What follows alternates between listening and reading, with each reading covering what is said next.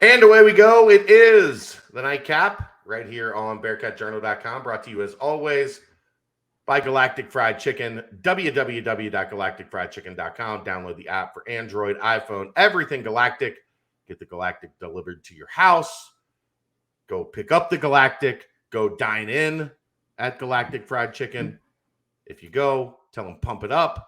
Get 15% off the number 2 chicken and the number 2 chicken sandwich. The chicken sandwich, here's everybody likes secret menu items, right, Aaron? Yes. The chicken sandwich that just won number 2 in the city is currently not on the standard menu. But if you're a member of Bearcat Journal, if you know, you know. Tell them, I'd like the chicken. If you like the chicken sandwich, I'd like to have the chicken sandwich. They'll hook you up with the number 2 chicken sandwich in the city. Let's get moving as we are, what is it? It is the 31st of March. Wednesday? Finally. Thursday. Yeah. I'll be on radio tomorrow, which is good. Keep my mind off things. April 1st is my least favorite day of the year. So that's good. Give me something to occupy myself. And I think we'll probably take a night off from the nightcap tomorrow just because I don't want to deal with it. Are you coming down for Saturday? You can be down for practice, or are you saving yourself for the spring game? I'll definitely be at the spring game. I may be able to work out this Saturday. If not, it's not a big deal. TBD. I know you're still getting adjusted and acclimated to life in Athens, Ohio, as a full-time resident, not as a part-time resident. Like, you can't run anymore, Aaron. You can't run back to Cincinnati anymore. You're stuck in Athens. I mean, I can. It's just not a good look. Well, I mean, you just don't have an apartment to go to. There is that. tomorrow, right? Is that like tomorrow? You don't have anywhere to go. The 27th was official. Oh, okay. Well, you're out. All the way. Get the. Yep. Sometimes it be like that. Oh, shit. So we're 3 practices away. We got practice Saturday, Tuesday, Thursday, and then we'll be at the spring game on April 9th. We're 9 practices in, Aaron. We beat spring practice to death on this show, on the BBP, on the BCJ pod, on Pardon the Punctuation. Let's start to look ahead a little bit. We beat it to death better than anybody, though. Yeah, nobody beat it to death better than us. Damn right. What? When it comes to the spring game, is there anything you're stacking in your mind outside of Blue Smith? I don't want to hear it. There's going to be no Blue Smith talk tonight. But the worst is he's going to catch a touchdown in the spring game. Watch, and you're just going to hammer me. I'm just going to hold up a sign. Is it just going to say Blue? Like it? No, it's going to be the guy from old school. You're my boy, bro. Oh, God. What are you looking for over the last, like, when we sit down and talk, like, after the practice Saturday, Tuesday, Thursday, like, what are some of the things you're going to be looking for to hear from me as we go into the lead up to spring football? Their spring game. I mean, we've talked ad nauseum about quarterback, but that's still going to be an ongoing conversation until Arkansas. Until it's not, right? Not, right? Arkansas. That said, I'm still going to be intrigued to see other things on the offense. Running back continues to be an ongoing situation until somebody really emerges. Too. Agreed. And, it could be either of the 2 Montgomerys. It could be Ethan Wright. It could be Chuck. But regardless, you still have. Man. Chuck had one today, Aaron. So they threw it was like a stretch play to the left in the red zone. They were at the 12-yard line. They're on the left hash. The defense loaded up to the boundary. So they were ready for him on the left side. And he got right to the edge of the left side put his foot in the ground and made a cut back across the defense that left everybody just like, and there he went and just kind of cruised in for a touchdown from 12 yards out. The reason that was significant, you're talking about a guy that's blown out both of his ACLs. Not right? one, but two. And to see him make a jump cut and cut back across the grain like that and leave the defense completely flat-footed was like, oh, that's the guy from 2019. Right. Remember him? Right. Remember him? Like, that's the guy from 2019. Don't count Chuck out of this. We don't talk about him enough, I don't think, because it's just been so hard. Like, we want to give him the benefit of the doubt because he's coming back from something that's not fathomable. Can you imagine blowing out both knees? I can't. As a speed quickness guy, right? As a guy that relies on your ability to cut and go back across the grain and be a difference maker. And to see him do that in a lot, like not live, but like real time. Oh, okay, Charles, I see you, sir. Right. So that's another one I'm looking forward to seeing. I'm looking forward to seeing. I mean, it's been a couple weeks since I've gotten to see Shimon Mateer. So he had a demerit today. Oh no! I had to give him a demerit. He dropped one in the end zone, kind of over his shoulder. It kind of went through, and that's the first demerit I've given Shimon Mateer in 9 practices. So I'm excited to see if there's been any growth since the last I saw from him. Other than that, the tight ends are pretty much lockstep going into a higher ground. So we know what we have in Lenny and Wiley. I don't know if there's going to be any surprises there per se. I said it on the the BCJ pod tonight. I'd also keep an eye on Peyton Singletary. Like he was back and healthy. Yeah. He looks like he's put on some good weight. He's more of that pass catching. Well, instead of Shimon's a dual threat. He's big, he's thick, like he can block. Singletary's much more of a guy that's going to like beat you in space. He's been back for 2 practices. I've seen a couple times in those 2 practices where he looks like the guy they envisioned when they recruited him. And I know you wrote about him, I believe 2 practices, like not this practice, but the practice previous. 2 practices ago. Yeah. Where, we're only trying to bring up so much from your notes in these things. So yeah, but I mean, 2 practices ago, like it's fine. It's notable. I don't want to talk about. I don't want this. We can talk about rehash of my notes from today. Right. I was going to say like we can talk about it now. I just didn't want to bring it up that night. But that's good to see.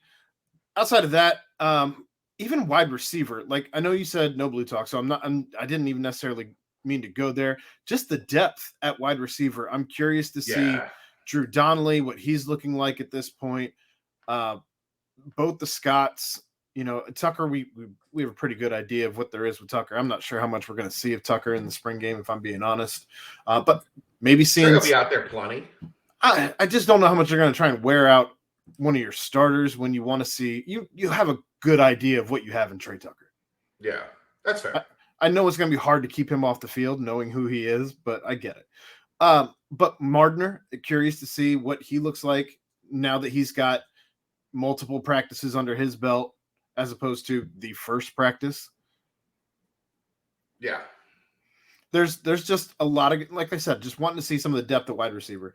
Going past that, same thing with secondary, wanting to see the depth in secondary at this point, wanting to see some of the different schematic looks that you've been able to see, you've been able to tell us about, but I haven't seen with my own 2 eyes. Wanting to see what the depth at defensive line looks like at this point. It's getting there, man. I'm starting to really like a lot of these young D-line guys. Like, really starting like a lot of these young D-line guys. Well, it's not even just the young ones. Like I want to see what Weltley's able to do. I want to see, just some of the guys that have been here for some time now. I still consider him. I guess I shouldn't call them all young. I guess I should call them inexperienced. That's fair. Because there's a couple of them, they've been here 2 years or 3. Like, they're going into which in terms of development at the point of attack, it usually takes 2-3 years, right? Like not everybody, not very few guys are guys that contribute on the defensive or offensive lines right away. So I guess those are all kind of the big things for me. I mean, linebacker, there's not going to be a ton of surprises there, especially. I mean, we'll get to see some of the development of Jaheim. Again, I haven't seen him since practice 1 with my eyeballs. So, just those are the big things for me. Maybe see what Ivan's been able, what kind of role he's been able to carve out for himself. I know they like him a lot. They haven't been able to watch the video yet, but I know I saw that you did get to interview him. Did you tell him? I told him I said he looks like a dragon with his hair. No, he cut it. Oh no! Yeah. No. He chopped it off yesterday. No. See, if you would have gotten to him sooner and told him he looked like a dragon, he would have been like, I'm going to go get a tattoo of a dragon now. Yeah, instead he cut his hair. Boo. Sorry. I put him up in the argument for best hair. Now it's back to Prater. But those are the big things that I'd be looking for. Yeah, I mean, I think those are all fair.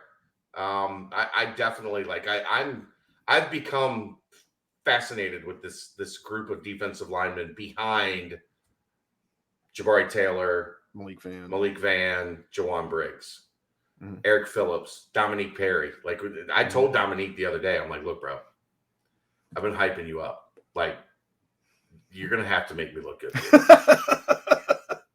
Did you have the same conversation with Leroy? Not yet. He kind of scares me. I don't know. I haven't really had one of those conversations. Does he have the snarl? No, I don't know. It wasn't the snarl. Like Curtis Brooks, I was always good with. Like you were terrified of Curtis Brooks. I wasn't. I was terrified of Brian Cook. I know. With the Predator, and he also cut his hair and doesn't look nearly as scary. If that's how Brian Cook looked, I would have been fine with Brian Cook. Like, what's up, dog? Dap it up. Right. I did. Derek Forrest was on campus today. Oh, Defoe. Yeah, Defoe. He had the diamond crusted Defoe necklace. Now, did he park in the soft? Did he park in the soft spot and get a ticket? We were at Nippert. Okay. Yeah. I asked Sauce. I said, "What about that ticket?" He said, "I didn't get a ticket. I don't know what you're talking about." Exactly. No, I heard about that ticket. I said there was a 0% chance he pays that ticket. 0%. That ticket he didn't know what he didn't know it. It's gone. He also said, "Look, man, we were like he was coming to work out at Nippert. Yeah, it was 48 degrees, like and raining and the 20-mile-an-hour wind. Was he wearing his hood like the? Yeah. Yeah. Well, he didn't have the winter skull. No, the winter skull. Yeah. So he was like, "Look, man, when I went to bed yesterday, it was like 75 degrees outside. We know. Like, when I went inside yesterday, it was 75 degrees outside." He's been around Ohio long enough. He knows. He said, when I went inside, he's from Michigan, but he said, when it came to my workout plans for today, when I shut it down yesterday, it was 75 degrees outside. I absolutely did not plan when I got in my car late this morning, that it was going to be 40 and cold. Like, he's like, "Can I go work out in the bubble?" They're like, "Yeah, the bubble's open, man. Go work out." So, yeah. So stupid Ohio weather. And I yelled at Luke afterwards about practice. Trying to get you sick. He told me I was soft. I was like, yes. Correct. I am soft. You're not wrong, coach. I'm not a football player.